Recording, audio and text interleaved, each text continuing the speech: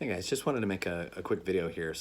Kind of really trying to stick with that idea around documenting as I learn. So I'm about maybe 8 or 9 months into kind of messing around with this whole personal brand thing, something that started as a side hustle and have been starting to speak more about what I've learned about the real value of building a personal brand as a designer. And so I'm a creative director, and a lot of the work I have is work I can't show, and a lot of my skills are soft skills. So it's like, how do you showcase that stuff?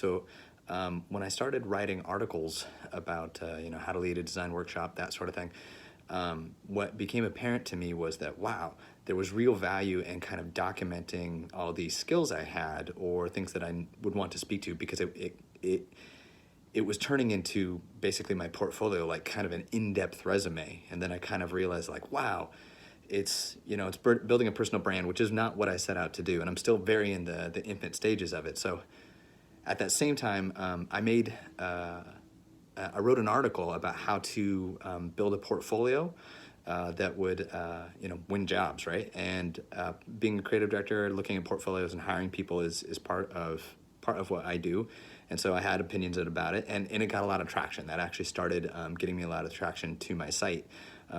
Most of my articles have 10, 12 shares. Nobody's looking at it, friends, family, that sort of thing. But this one gets a couple thousand hits a month, and it's driving a lot of traffic. And so I know that's not like a gazillion, right? But 0 to a couple thousand for me felt pretty good. And so for about the past, 7 or 8 months, I add maybe one subscriber a week to just my content, which is not much. I was sitting at like 40 for just one a week, forever, for about 40 weeks. So I guess maybe about a year.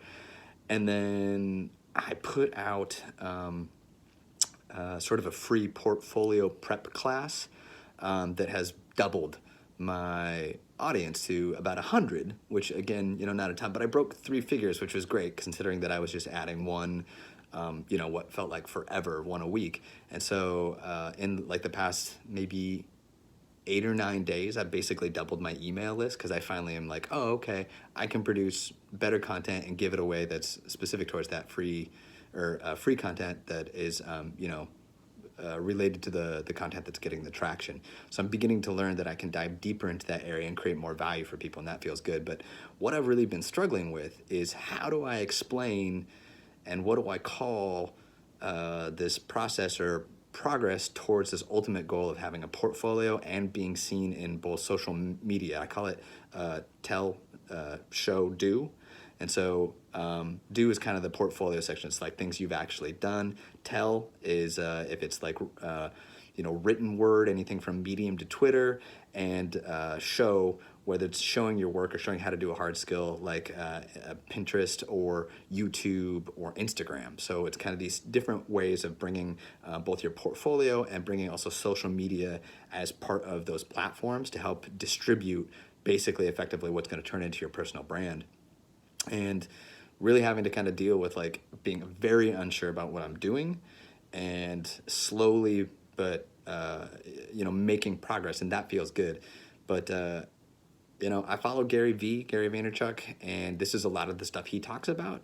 And I think, again, the advantage of which is, like, I wish I had a more crystal clear way of describing to you now, like, how I feel about the potential I can see in this. I think it's going to be so important to designers, and it takes a lot of time to do. So it's like, when I talk to younger designers, I want them to start on it right away. I'm like, please start doing this stuff. But I do have a hard time convincing them of like why. They're like, that just seems like extra work. And so just so you know, I'm trying to hone in that statement, so I can make a clear value to you. It's hard to get people to do work for what isn't always immediately a clear reason, but there's so much potential here, and I think this is going to be so important to what happens to the design industry in the future, and how the kind of the future of jobs. I think how we work, and as designers, we have an opportunity to kind of operate in these different spaces and talk about our skills, like a lot of disciplines do. I was having a conversation the other day with a coworker's brother about the same thing, and he's a photographer, and so not exactly a designer, but obviously right there in the heart of the creative industry, and was finding that he was struggling with a lot of stuff, like how could he drive more traffic to his site, how can he get more customers, that sort of thing, and also get himself known as well as somebody who could share and create value for others. So I don't know. I just think this is where all work is going in some way. And so it's this weird, like, extra job. But I think it's really important. And I don't know. I just wanted to share, like, I'm getting a little more progress. You know, I can only chip away on it in the mornings and the weekends. You know, finally broke 100 subscribers. So that felt really good. And just wanted to share that. So hope you're having a good weekend. Thanks. Bye.